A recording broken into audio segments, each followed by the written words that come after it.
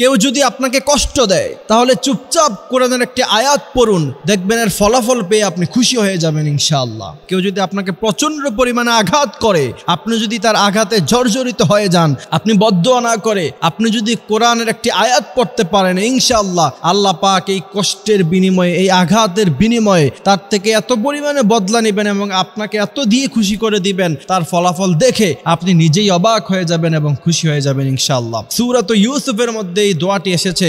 ইউসুফ আলাইহিস সালামের পিতার কাছে যখন তার সন্তানেরা এসে বলল, হে আমার পিতা, আমরা তো ইউসুফকে নিয়ে খেলতে গিয়েছিলাম, বনে গিয়েছিলাম, কিন্তু ইউসুফ আলাইহিসসালামকে তো বাঘে খেয়ে ফেলেছে। ওই সময় কঠিন দুঃখের সময়, কঠিন কষ্টের সময় ইউসুফ আলাইহিসসালামের পিতা সে দোয়া করার কারণে আল্লাহ পাক ইউসুফ আলাইহিসসালামকে মিশরের রাজা বানায়া তিনার দরবারে ফেরত পাঠিয়েছেন। সুবহানাল্লাহি ওয়া বিহামদিহি সুবহানাল্লাহিল আযীম। কল্পনা অতীত, আপনি কল্পনা করতে পারেন যে ইউসুফকে একবারে নিখোঁজ হয়ে গেছেন তিনার কোনো খোঁজখবরই নাই, সেই ইউসুফ আলাইহিসসালামের পিতা এই দোয়া করার কারণে ইউসুফ আলাইহিসসালামকে আল্লাহ পাক মিশরের রাজা বানায়া তার ভাইদের সামনে এবং তার বাবার সামনে আল্লাহ পাক প্রেরণ করলেন। সুতরাং বদলাটা কি পরিমাণ দিয়েছেন আল্লাহ পাক। এই জন্য আপনাকে যদি কেউ ঠকায়, আপনাকে যদি কেউ কষ্ট দেয়, আপনাকে যদি কেউ আঘাত করে, আপনি যদি কোরআনের এই আয়াতটি তেলাওয়াত করতে পারেন, সেই কষ্টের কথা স্মরণ করে,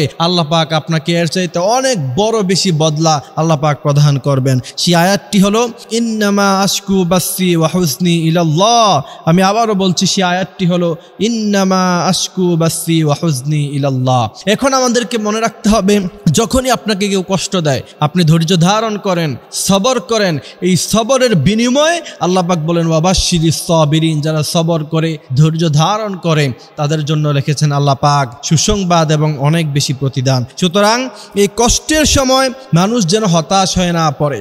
আর মুসলমানরা যখন প্রচন্ড পরিমাণে কষ্টের মধ্যে পড়ে, আল্লাযীনা ইযা আসাবাতহুম মুসিবা, অনেক মুসিবত যখন তার উপরে পতিত হয়, তখন সে আল্লাহর কাছে ফিরে আর বলে ক্বালু ইন্না লিল্লাহি ওয়া ইন্না ইলাইহি রাজিউন।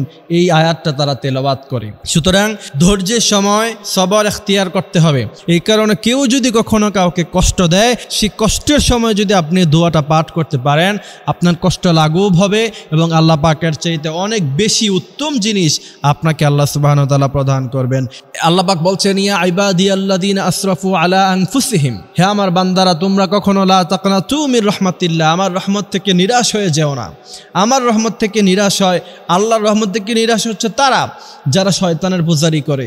আল্লাহ পাক বলছেন, যদি প্রচন্ড পরিমাণে মুসিবত আর কষ্টের সময় আমাকে স্মরণ করতে পারো, ইন্নাল্লাহা ইয়াগফিরুদ যুনুবা জামিআ, আল্লাহ পাক তোমাদের জন্য রেখেছেন ক্ষমা। সুতরাং সেই বিষয় খেয়াল রেখে কষ্টের সময় আমরা যেন আমাদের রবকে স্মরণ করতে পারি। আল্লাহ পাক সেই তৌফিক দান করুক, আমিন।